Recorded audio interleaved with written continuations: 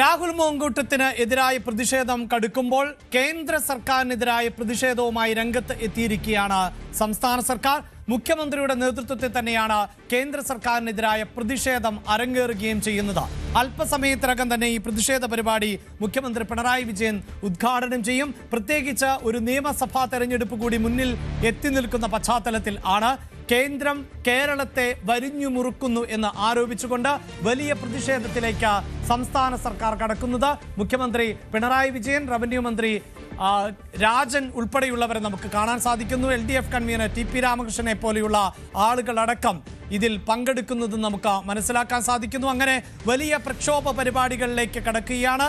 തെരഞ്ഞെടുപ്പ് പ്രചാരണ പരിപാടികളുടെ ഭാഗമായുള്ള യാത്രകൾക്ക് തുടക്കം കുറിക്കുന്ന പശ്ചാത്തലം കൂടിയുണ്ട്.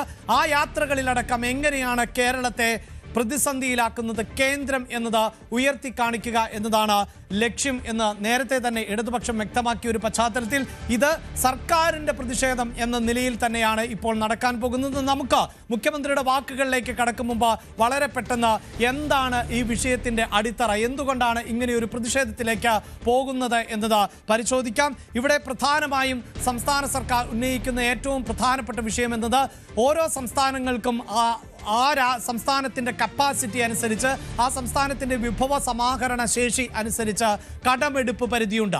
ആ കടമെടുപ്പ് പരിധിയിൽ കേരളത്തിന്റെ കടമെടുപ്പ് പരിധി 17,000 കോടി രൂപയുടെ കുറവ് വരുത്തിയിട്ടുണ്ട് എന്നതാണ് പ്രധാനപ്പെട്ട ആരോപണം. അതായത് ബജറ്റിന് മേലെ എടുത്ത വായ്പകളുടെ പേര് പറഞ്ഞുകൊണ്ടാണ് ഇത്തരത്തിൽ കടമെടുപ്പ് പരിധി 17,000 രൂപ കുറച്ചത് എന്നതാണ് പ്രധാന ആരോപണം. മറ്റൊന്ന് ദേശീയപാത വികസനവുമായി ബന്ധപ്പെട്ടാണ്. നമുക്കറിയാം കേരളത്തിൽ മറ്റ് സംസ്ഥാനങ്ങളെ അപേക്ഷിച്ച് ദേശീയപാതയ്ക്ക് വേണ്ടി ഭൂമി ഏറ്റെടുക്കുമ്പോൾ മറ്റ് സംസ്ഥാനങ്ങളുടെ ഭൂമിയുടെ വിലയല്ല നമ്മുടെ സംസ്ഥാനത്തെ വില.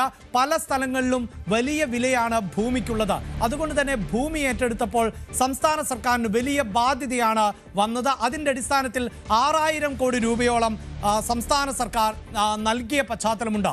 ഇത് വായ്പയായി അനുവദിക്കണം എന്ന് സംസ്ഥാന സർക്കാർ കേന്ദ്രത്തോട് ആവശ്യപ്പെട്ടുവെങ്കിലും അതിന് അനുമതി നൽകാത്ത ഒരു പശ്ചാത്തലം ആണ് ഉണ്ടായത്. അതിൻ്റെ അടിസ്ഥാനത്തിൽ ഈ ദേശീയപാത വികസനവുമായി ബന്ധപ്പെട്ട വായ്പയെടുക്കുന്നതിനുള്ള അനുമതി തടഞ്ഞിരിക്കുന്നു എന്നതാണ് സംസ്ഥാന സർക്കാർ ഉന്നയിക്കുന്ന രണ്ടാമത്തെ പ്രധാനപ്പെട്ട ആരോപണം. അതോടൊപ്പം തന്നെ ഗ്യാരണ്ടി നിക്ഷേപത്തിന്റെ പേരിൽ 3,300 കോടി രൂപയുടെ വായ്പ അനുമതി നിഷേധിച്ചു എന്നുള്ള ഒരാരോപണം കൂടി കേന്ദ്ര സർക്കാരിന് മേൽ ഇപ്പോൾ സംസ്ഥാന സർക്കാർ ഉന്നയിക്കുന്നുണ്ട്. ഗ്യാരണ്ടി നിക്ഷേപത്തിന്റെ പേരിൽ 3,300 കോടിയുടെ വായ്പാനുമതിയാണ് കേരളത്തിന് ലഭ്യമാകേണ്ട 3,300 കോടി രൂപയുടെ അനുമതി നിഷേധിച്ചു എന്നുള്ളതാണ് മറ്റൊരു ആക്ഷേപമായി ഉന്നയിക്കുന്നത്. അതോടൊപ്പം നമുക്കറിയാം ഇപ്പോൾ ഈ ബജറ്റിലടക്കം നികുതി വിഹിതം പങ്കുവയ്ക്കുമ്പോൾ GST എന്നൊരു സമ്പ്രദായം NDA സർക്കാരിൻ്റെ കാലഘട്ടത്തിൽ, നരേന്ദ്രമോദി സർക്കാരിൻ്റെ കാലഘട്ടത്തിൽ ആണ് കൊണ്ടുവന്നത്. അങ്ങനെ GST നടപ്പിലാക്കുമ്പോൾ ഓരോ സംസ്ഥാനങ്ങൾക്കും ആനുപാതികമായ തുക നൽകുന്ന സാഹചര്യമുണ്ട്. അപ്പോൾ കേരളത്തിന് ലഭ്യമാകുന്ന തുക എന്നത് കേവലം 25% മാത്രമാണ്. കേരളത്തിന് നൽകുന്നത് റവന്യൂ വരുമാനത്തിൻ്റെ 25% തുക മാത്രമാണ്. IGSTയുടെ അടിസ്ഥാനത്തിലാണ് ഇത് നൽകുന്നത്. ഇവിടെ കേരളം ഉന്നയിക്കുന്ന ആരോപണം എന്താണ്? മറ്റു പല സംസ്ഥാനങ്ങൾക്കും റവന്യൂ വരുമാനത്തിൻ്റെ 73% വരെ കേന്ദ്ര സർക്കാർ അനുവദിക്കുമ്പോഴാണ് കേരളം ഒരു ഉപഭോക്തൃ സംസ്ഥാനമാണ്, കേരളത്തിൽ ജീവിത നിലവാരം ഉയർന്നതാണ് എന്നതുകൊണ്ട് മാത്രം റവന്യൂ വരുമാനത്തിൻ്റെ 225% മാത്രമാണ് കേരളത്തിന് നൽകുന്നത് എന്നതാണ് പ്രധാനപ്പെട്ട മറ്റൊരു ആരോപണമായി പറയുന്നത്. അതോടൊപ്പം തന്നെ റിക്കവറി, IGST റിക്കവറിയുമായി ബന്ധപ്പെട്ട് 965 കോടി രൂപ പിടിച്ചെടുത്തു എന്നുള്ളതാണ് എടുത്തു പറയേണ്ടത്. അതായത് GST സമ്പ്രദായത്തിലേക്ക് മാറിയ പശ്ചാത്തലത്തിൽ വലിയ നഷ്ടങ്ങളടക്കം നേരിടുന്ന സംസ്ഥാനങ്ങൾ ഉണ്ടായിരുന്നു. ആ സംസ്ഥാനങ്ങൾക്കും മറ്റുമൊക്കെ വലിയ തോതിലുള്ള സെറ്റിൽമെന്റ് തുകകൾ നൽകുകയും ചെയ്തിരുന്നു. അതിനുശേഷമുള്ള ഈ IGST റിക്കവറിയിൽ 965 കോടി രൂപ പിടിച്ചെടുത്ത ഒരു പശ്ചാത്തലമുണ്ട്. ആ തുക കേരളത്തിന് അനുവദിക്കണം എന്നതാണ് മറ്റൊരു ആവശ്യമായി പറയുന്നത്.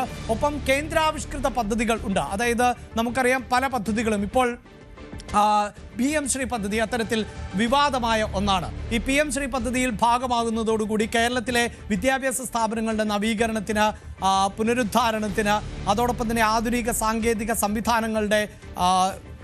സംവിധാനങ്ങൾ ഈ സ്ഥാപനങ്ങൾക്ക് നൽകുന്നതിന്, മോഡിഫിക്കേഷന്, അതിനൊക്കെയായുള്ള കേന്ദ്ര തുക ലഭിക്കുന്ന പശ്ചാത്തലമുണ്ടാകും. അങ്ങനെ കേന്ദ്രാവിഷ്കൃതമായ നിരവധി പദ്ധതികൾ കേരളത്തിലടക്കം നടപ്പിലാക്കുമ്പോൾ അങ്ങനെ ലഭിക്കേണ്ട 5,784 കോടി രൂപ കേരളത്തിന് ലഭ്യമാകുന്നില്ല എന്നതാണ് പ്രധാനപ്പെട്ട ആരോപണമായി ഇപ്പോൾ ഉന്നയിക്കുന്നത്. ഇങ്ങനെ നിരവധിയായ ആരോപണങ്ങൾ ഉന്നയിച്ചുകൊണ്ടാണ് ഇപ്പോൾ സംസ്ഥാന സർക്കാർ കേന്ദ്ര സർക്കാരിനെതിരെ പ്രത്യക്ഷ സമരത്തിലേക്ക് വരുന്നത്. ഈ കേന്ദ്രാവിഷ്കൃത പദ്ധതികളുടെ ഭാഗമായി തന്നെ നെല്ല് സംഭരണം, സമഗ്ര ശിക്ഷ കേരളം, ജൽജീവൻ മിഷൻ, UGC ആനുകൂല്യങ്ങൾ എന്നിവയെല്ലാം ഈ കേന്ദ്രാവിഷ്കൃത പദ്ധതികളുടെ ഭാഗമായി വരുന്നതാണ്.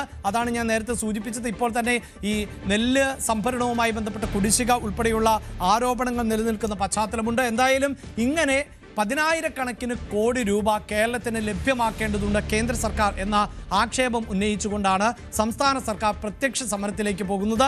ആ സമരത്തിന് നേതൃത്വം നൽകുന്നത് നമ്മുടെ മുഖ്യമന്ത്രി തന്നെയാണ്. പലപ്പോഴും ഈ BJP ഇതര സംസ്ഥാനങ്ങൾ ഇത്തരത്തിൽ പ്രതിഷേധങ്ങൾ നടത്തുന്ന ഒരു പശ്ചാത്തലം ഉണ്ടായിട്ടുണ്ട്. അവിടെ തമിഴ്നാട്, പശ്ചിമ ബംഗാൾ പോലെയുള്ള സംസ്ഥാനങ്ങൾ, ചില സംസ്ഥാനങ്ങളെങ്കിലും ഡൽഹിയിൽ പോയി പ്രതിഷേധിക്കുന്ന സാഹചര്യം ഉണ്ടാകുന്നു. കേരളവും അത്തരത്തിൽ പ്രതിഷേധിച്ച പശ്ചാത്തലമുണ്ടാകുന്നു. അതിനപ്പുറത്ത് ഇപ്പോൾ ഈ പ്രതിഷേധം കേരളത്തിൽ തന്നെ നടത്തുമ്പോൾ അതിൽ രണ്ട് കാര്യങ്ങളുണ്ട്. ഒന്ന്, കേരളത്തിന് വികസന പ്രവർത്തനങ്ങൾ നടത്താൻ തുക അനിവാര്യമാണ്. രണ്ട്, വരാൻ പോകുന്ന നിയമസഭാ തെരഞ്ഞെടുപ്പാണ്.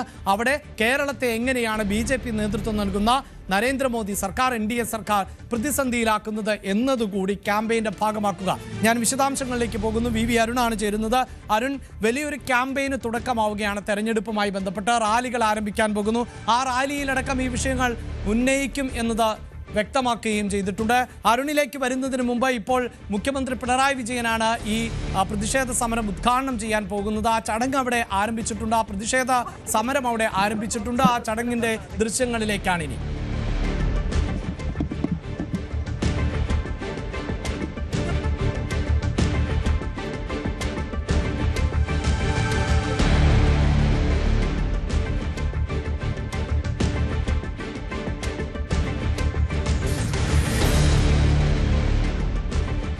മുഖ്യമന്ത്രിയുടെ നേതൃത്വത്തിലുള്ള സത്യാഗ്രഹ സമരമാണ് ആരംഭിക്കുന്നത്. തിരുവനന്തപുരം രക്തസാക്ഷി മണ്ഡപത്തിന് മുന്നിൽ ആണ് ഈ പ്രതിഷേധ സമരം. 3 മേഖലാ ജാഥകൾ LDF-ന്റെ നേതൃത്വത്തിൽ നടക്കാൻ പോകുന്ന പശ്ചാത്തലം കൂടിയുണ്ട്.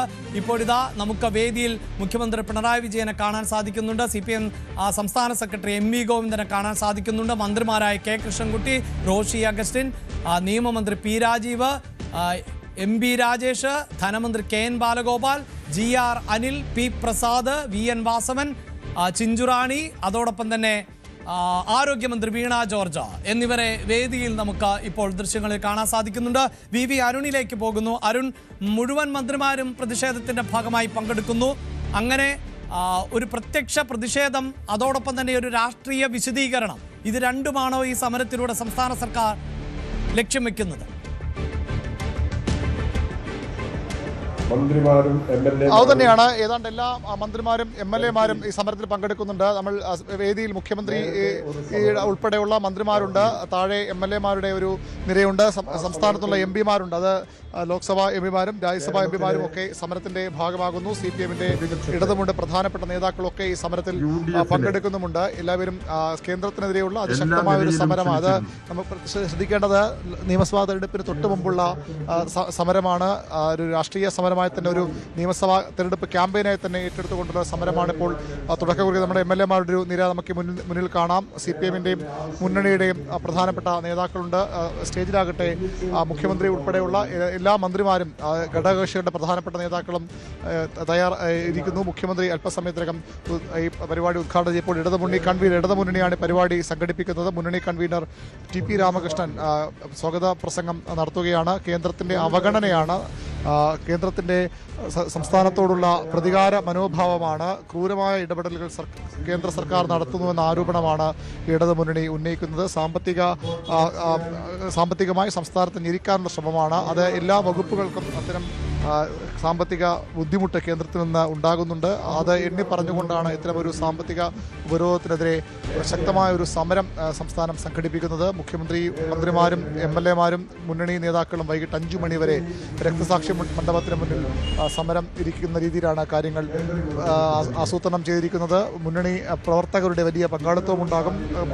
അഭിവാദ്യ പ്രകടനങ്ങളുമായി മുന്നണി പ്രവർത്തകരും എത്തും. അതായത് സംഘടനാ സംവിധാനത്തെ, ഈ പ്രദേശത്തെയെങ്കിലും സംഘടനാ സംവിധാനത്തെ ഇതുമായി ബന്ധപ്പെട്ട് മുന്നിലിറക്കുകയാണ് ഇടതുമുന്നണി ചെയ്യുന്നത്. MLA-മാരും MP-മാരും ഒക്കെ ഈ സമരരംഗത്ത് പങ്കെടുക്കുമ്പോൾ ശക്തമായ ഒരു കേന്ദ്രവിരുദ്ധ വികാരമായി ഇത് മാറുമെന്ന ഉറപ്പാണ്. കൂടുതൽ വാർത്തകൾക്ക് news 18 Keralam YouTube channel subscribe ചെയ്യുക.